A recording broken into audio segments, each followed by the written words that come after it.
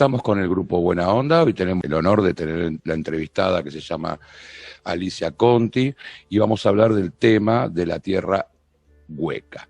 Tema muy interesante. Hola chicos, ¿cómo andan? Buenas noches Jorge, buenas noches equipo. Un gusto, Hola. Alicia, que estés con nosotros para contarnos todo lo que conoces profundamente. Así que, bueno, muchachos. Hola, buenas noches. Buenas noches a todos, buenas noches Alicia, muchachos. Aprovecho a saludar a todos, gracias Oscar por la invitación, Luciano que estás ahí en controles, Jorge, Cristian, Pablo Cano, a quien conozco su trayectoria, Gustavo, bueno, un placer, muchas gracias por convocarme. Ante todo, no soy ninguna especialista en nada, simplemente en tal caso, como le dije a Oscar, soy una buena repetidora o una investigadora con sed de conocimiento, pero creo que estamos lejos todavía de considerarnos expertos en algo. Así que todo lo que vaya a volcar en el programa puede ser tomado con absoluta incredulidad y simplemente que el objetivo siempre es intentar impactar emocionalmente sobre aquel que escucha para que esa reflexión, este tema que es tan interesante, el tema de la tierra hueca, nos lleve a replantear algunas cosas en nuestra vida, ¿no? Porque yo siempre digo que información podemos repetir y podemos ser un diccionario liberando información, hoy cada vez más al alcance de la mano. Pero hay que ver cómo se transmite esa información y en qué nos mejora nuestra calidad de vida, nuestro servicio al otro, nuestro impacto en el mundo. Entonces, no soy experta en nada, les agradezco muchísimo la invitación, es un placer estar con tan distinguidos colegas y periodistas e investigadores. Bueno.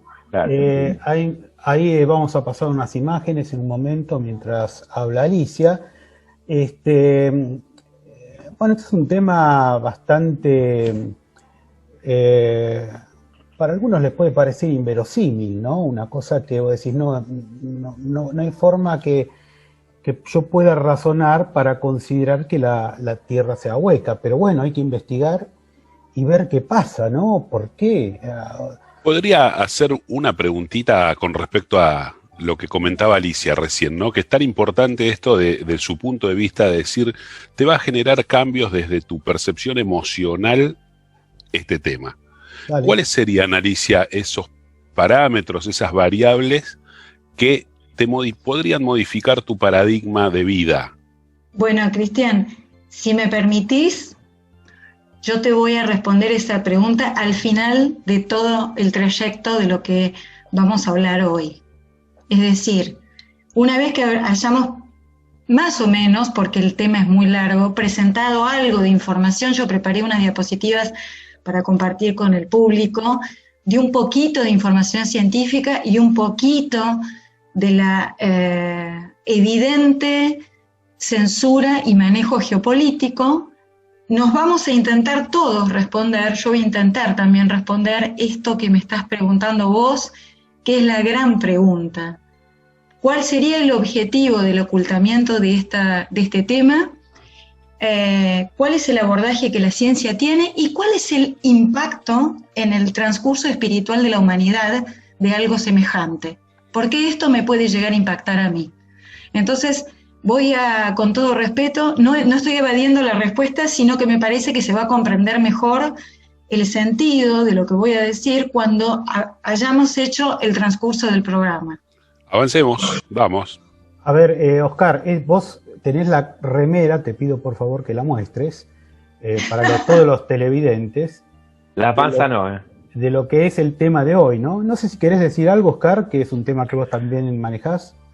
Bueno, yo soy cartógrafo, seguramente después de esto me sacan la matrícula, pero de todas formas, también soy arquitecto, que también la tengo ahí en estudio, en stand-by, pero de todas formas siempre me apasionó el tema de la tierra hueca y este es el clásico ejemplo que si uno pone en YouTube o en cualquier buscador, Google, tierra hueca, le salta este dibujo hecho a principios de 1920, más o menos, en donde ven las posibles, bueno, las dos entradas que están, tanto por el polo norte como por el polo sur, que ya lo va a explicar Alicia, que no son ni el polo norte magnético ni el polo sur magnético, pero y hay otras muchas más entradas, porque básicamente en Cataratas del Iguazú, en la isla de Ischia, en Italia, una zona muy volcánica aparte, aparecen en la pata de la Esfinge de Guiset también. O sea, hay muchas localidades. Cueva de los Tallos, sin ir más lejos también. Hay muchos lugares donde se puede acceder a este gran queso gruyère que es la Tierra Hueca. Así que bueno, pero vamos a darle la palabra a la que realmente sabe de esto y mucho, que es Alicia, por favor. Bueno, veamos las diapositivas, si les parece. Bueno, dale. Bueno, para las personas que nunca han tenido un abordaje de este tema, yo quiero empezar a decir, en primer lugar, que lo que se estudia en los manuales de los colegios y lo que los geólogos apuntan como una verdad revelada y documentada es simplemente una teoría. Es decir, ahí estamos viendo la imagen, el modelo geoquímico que se plantea como cierto, de manto, corteza, núcleo de hierro, ese triángulo cortado de la Tierra, es una especulación y no tiene ningún tipo de correlato con evidencias empíricas. Por lo tanto, la teoría de la Tierra maciza o la teoría de la Tierra con concavidades, que no es lo mismo que decir la Tierra hueca totalmente, sino que una Tierra que no tiene un centro de un magma incandescente de hierro, sino que tendría algún otro generador de energía, con un cierto tipo de concavidades, con un mundo subterráneo y otro más profundo que es intraterreno. Estas dos realidades pueden ser discutidas y ambas son teorías. Yo creo, y esto lo voy a decir ahora al principio, que debido a que en el mundo de las redes sociales, bueno, además de ustedes saben, formo parte del equipo del programa Signos de este Tiempo, también formo parte de un movimiento, en realidad de una página que nosotros lo llamamos Nueva Matrix Mundial, donde tratamos de hacer videos de concientización. Hemos hecho uno donde explicamos que los algoritmos de YouTube para la búsqueda de información están hechos con el fin, obviamente además de ser económico, de recaudar dinero, de fascinar a la gente. Y yo creo que la teoría de la Tierra plana, que se ha puesto tan de moda últimamente, ha sido una estrategia del poder para ensuciar la cancha acerca de la Tierra hueca. Porque quien te escucha hablar de la Tierra hueca, como ya escuchó la estupidez de la Tierra plana, va a decir, otra teoría conspiranoica más, no, pues yo con esto no me meto, no quiero saber nada. Es decir, la mejor forma de disimular una verdad y poderle implantar, es implantar y rodearla de tantas medias verdades que ya sea indistinguible. Por eso es que se le ha dado tanta cuerda a la teoría de la Tierra plana. Entonces, el modelo a través de estudios sísmicos que plantea que la Tierra es una esfera maciza con 6.000 trillones de toneladas de kilos, que no correspondería a una masa maciza con 6.730 kilómetros de radio como lo tiene la Tierra, en realidad es una teoría. La foto que estamos viendo ahí es la del lugar que se llama Kola, una península que está en Rusia, donde los rusos hicieron una perforación de 12.262 metros, leo ahí, ahí lo puse, más o menos 12,2 kilómetros. El trabajo no se continuó, tenemos que recordar que los japoneses también intentaron hacerlo en el Caribe, para partir desde más abajo. Los alemanes también lo hicieron desde Bavaria, y lo cierto es que en realidad los científicos han explorado el 0,02% de la corteza terrestre, es decir, nada. Los reportes de los investigadores alemanes, yo tenía el nombre aquí, Uli Harms, del Programa Internacional de Perforación Científica Internacional, declaró ante la prensa que cuando ellos estuvieron viendo qué estaban haciendo los rusos en la península de Kola, obviamente no daban a conocer demasiado la información, pero Uli Harms, repito, alemán, explicó ante la prensa que los rusos le revelaron que ellos no continuaron la exploración porque se encontraron debajo de la corteza con agua líquida, lo cual era absolutamente inexplicable desde el punto de vista científico. Y aparentemente, bueno, se terminaron allí, la Unión Soviética liberó la información y todo quedó tapado. Es decir, repito, modelo geoquímico actual nos habla de un modelo macizo que es una teoría. Bien, entonces, no tenemos evidencias científicas realmente de que tengamos un planeta absolutamente macizo. Vamos a pasar a la imagen 2, y yo voy a intentar explicar un poquitito, si bien yo no soy licenciada en física, soy una apasionada de la astrofísica y de la física de partículas, es mi hobby, a pesar de que mi profesión es la química. Y acá tengo dos frases que yo adoro a este físico que debería haber ganado el premio Nobel, que es John Wheeler, que voy a compartir con ustedes para que vean cuál es el pensamiento de los científicos que se animaron a dar un paso más allá de interpretar la realidad conocida. John Wheeler dijo en 1992, vivimos en una isla rodeada por un mar de ignorancia. Según nuestra isla de conocimiento crece, también lo hace la orilla de nuestra ignorancia. Y también dijo, respecto a los agujeros negros, porque fue el científico que fue el que calificó a estos objetos supermasivos del espacio como agujero negro, el que le puso el título de agujero negro fue Wheeler, dijo, existen muchas formas de pensar sobre el mundo que nos rodea y nuestro lugar en él. Me gusta considerar todos los ángulos desde los que podemos ganar perspectiva sobre nuestro increíble universo y la naturaleza de la existencia. Bueno, este año, 2020, le dieron el premio Nobel de Física a tres personajes, tres genios, uno de ellos muy merecido, Roger Penrose, que se lo debían, pero bueno, ustedes saben que en este tipo de premios no siempre se hace justicia, y muchas veces los grandes científicos que aportan al mundo, como John Wheeler, fallecen antes de que se reconozca el enorme valor que han tenido.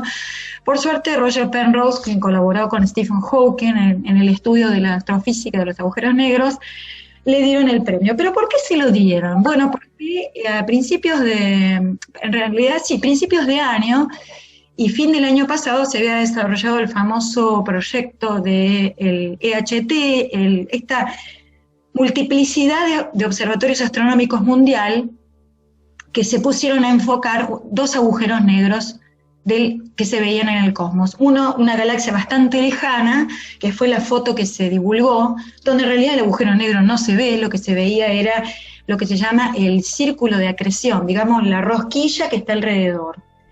Y el otro agujero negro del que estábamos realmente esperando las fotos, en realidad no las fotos, sino lo que se va a revelar es una secuencia, una película de imágenes, es el del agujero negro supermasivo que se encuentra en el centro de nuestra galaxia. Nosotros rotamos en la Vía Láctea alrededor de un supermasivo objeto, que lo podemos llamar agujero negro supermasivo Sagitario A asterisco, de la cual Andrea Ghez, a quien le dieron también una parte del premio Nobel junto a Roger Penrose, fue una de las astrónomas que estuvo trabajando en él. Bueno, yo creo que en 1 año, 2 años va a salir una filmación sobre Sagitario A, y ahí sí vamos a tener tremenda información de la Vía Láctea.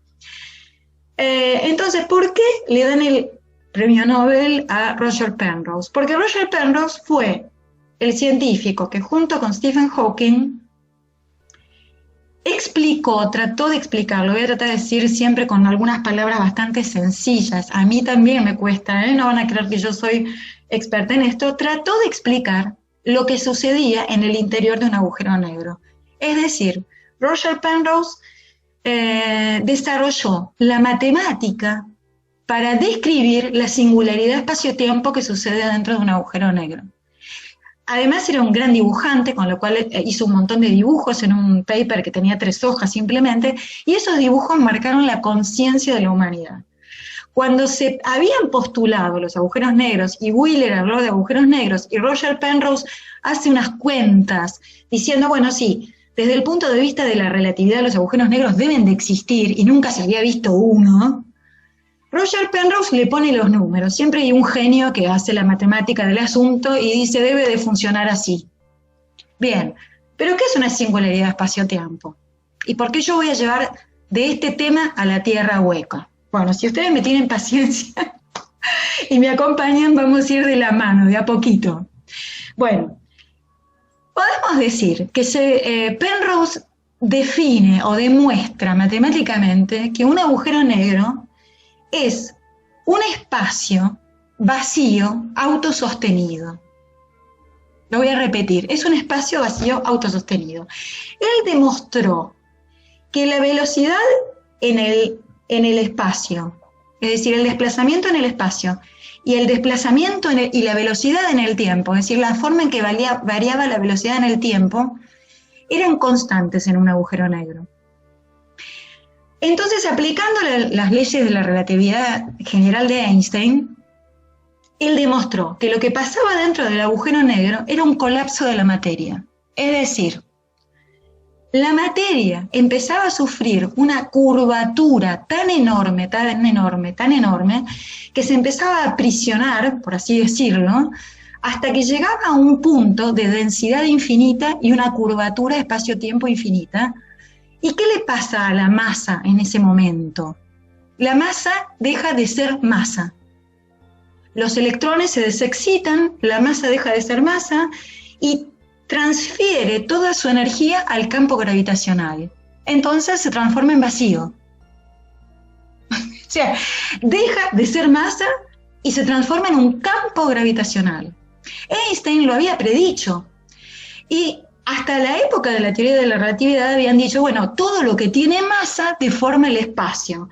De hecho, Wheeler fue el famoso físico que dijo, la masa le dice al espacio cómo curvarse y el espacio le dice a la masa cómo moverse. Bueno, entonces hasta ese momento se creía que todo lo que tenía masa, al rotar en el vacío, deformaba el espacio-tiempo. Y listo, eso era lo único que afectaba el espacio-tiempo. Pero Einstein se dio cuenta que la luz también gravitaba, es decir, se curvaba, deformaba el espacio-tiempo. Y cuando le preguntaron a Einstein, ¿y cómo es que la luz, cómo será que la luz gravita? Y él dijo, con ondas. Pero la luz no tiene masa, le dijeron. Los fotones de luz no tienen masa. Sí, pero gravita, deforma el espacio-tiempo. Y de ahí se pusieron a trabajar muchos científicos y demostraron justamente con los agujeros negros que ya no importa la velocidad de escape, sino que la luz, que es una radiación, podemos decirlo así, gravita y deforma el espacio-tiempo. Y que la singularidad que se produce en un agujero negro, que es una densidad infinita y una curvatura de espacio infinita, se termina convirtiendo en vacío. Por esto le dieron el premio Nobel, por esto Penrose era recontra conocido y finalmente este año lo premiaron debido a que estuvo muy de moda el último año las fotos de los agujeros negros.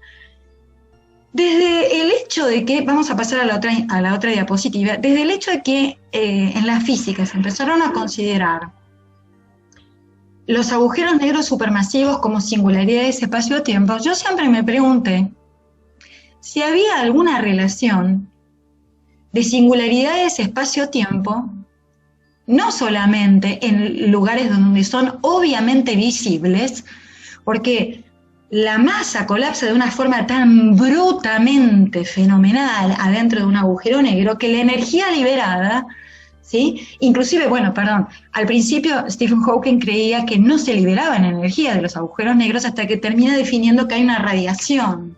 Esa radiación que liberan los agujeros negros es del orden de los megahercios, es decir, es una onda de radio que tiene varios kilómetros del diámetro del agujero negro. se pueden medir con aparatos súper sensibles.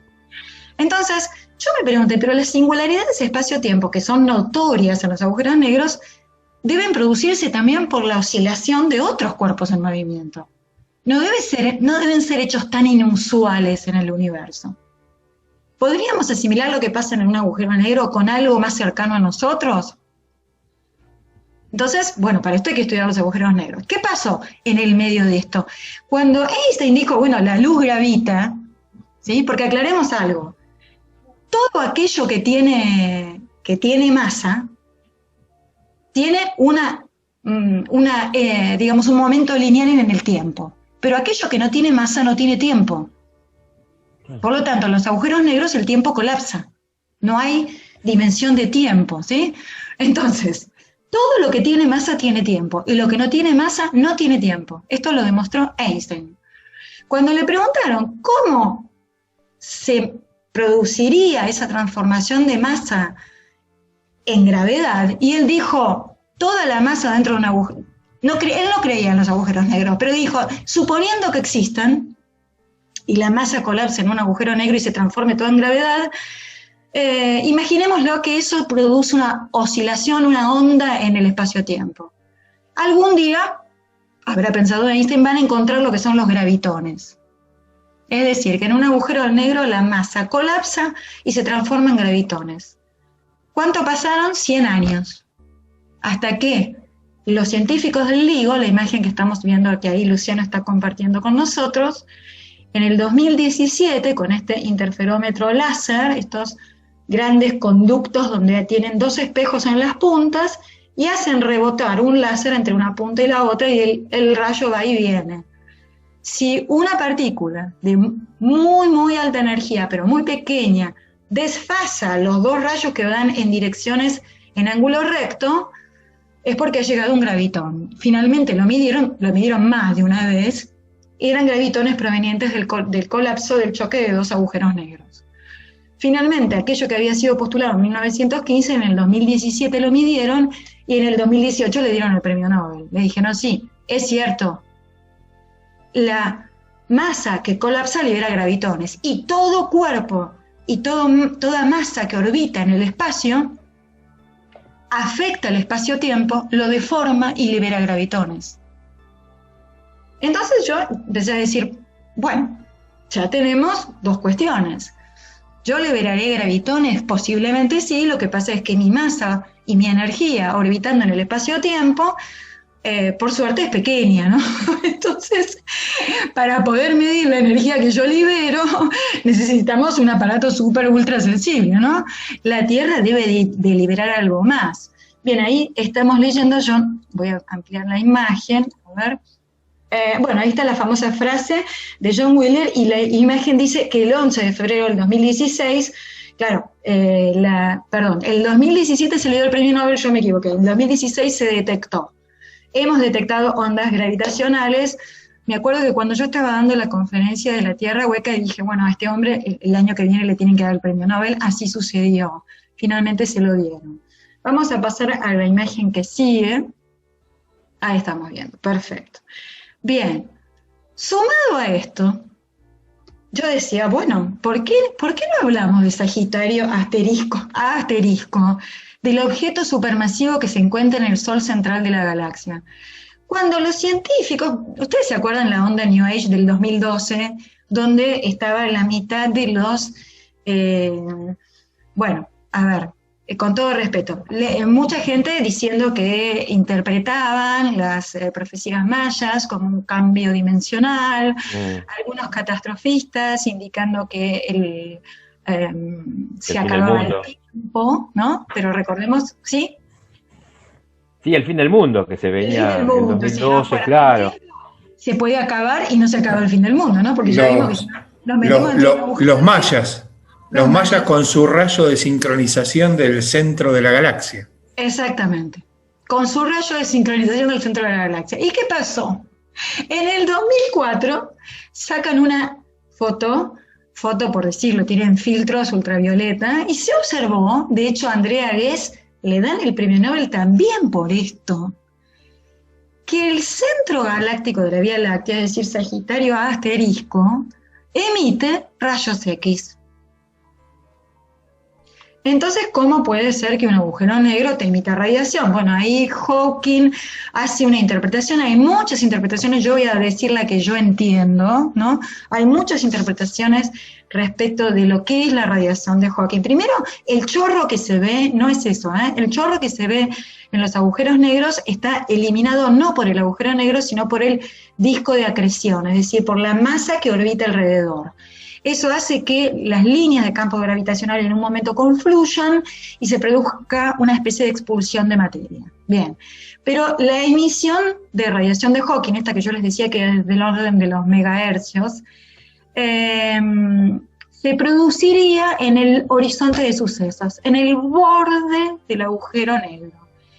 ¿Y por qué dicen que se puede suceder? Bueno, de entre las formas de interpretar esto, a mí la que más me gusta, o por lo menos la que yo entendí, seguramente habrá gente que la puede explicar mucho mejor, es aquella que dice que en el horizonte de sucesos hay un hoyo o una base de energía potencial donde se crea una partícula y una antipartícula. Pausa. Voy a decir lo siguiente. La física actual no tiene ni la menor idea de cómo hacer una teoría de la gravedad cuántica. Es decir, ellos pueden explicar lo que pasa en el universo a partir de la relatividad de Einstein, pero no lo pueden explicar desde el punto de vista atómico.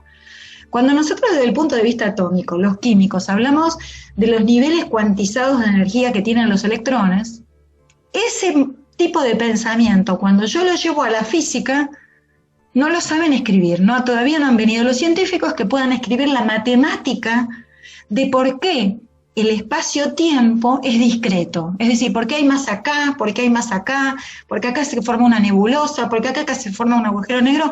No lo pueden describir desde el punto de vista de la física. No hay una ley de gravitación cuántica. No lo saben. Con el mayor experto del mundo que vos hables, te va a decir, no tenemos ni la menor idea.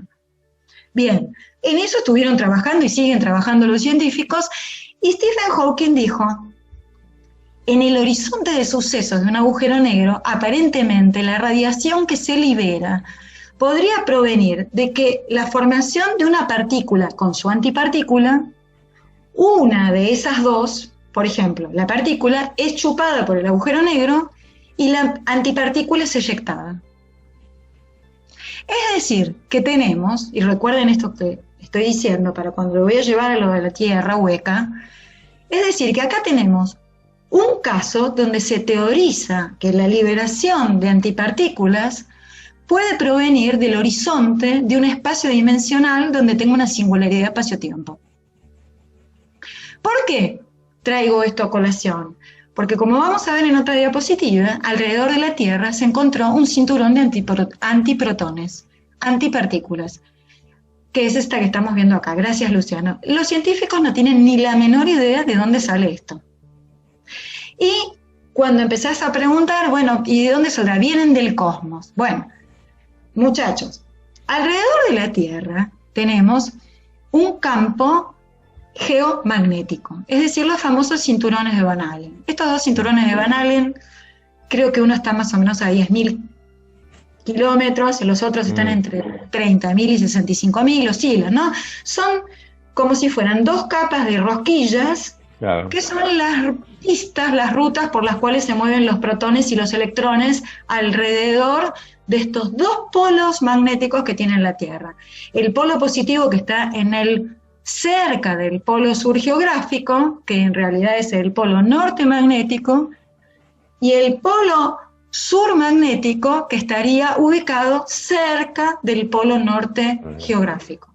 Entonces, los cinturones de Van Allen, este toroide, que casualmente tiene la misma forma que la estructura energética de la Vía Láctea, de la cual se observó en la foto que vimos anteriormente, esa especie de lóbulo de emisión de energía, son dos cinturones de electrones y protones girando alrededor de la Tierra. Entonces, si una antipartícula viniera del cosmos profundo, viajando, y tuviera que atravesar los cinturones de Van Allen, la antipartícula, recordemos, al chocar con su partícula, colapsa y se forma energía, no tiene forma de traspasarla.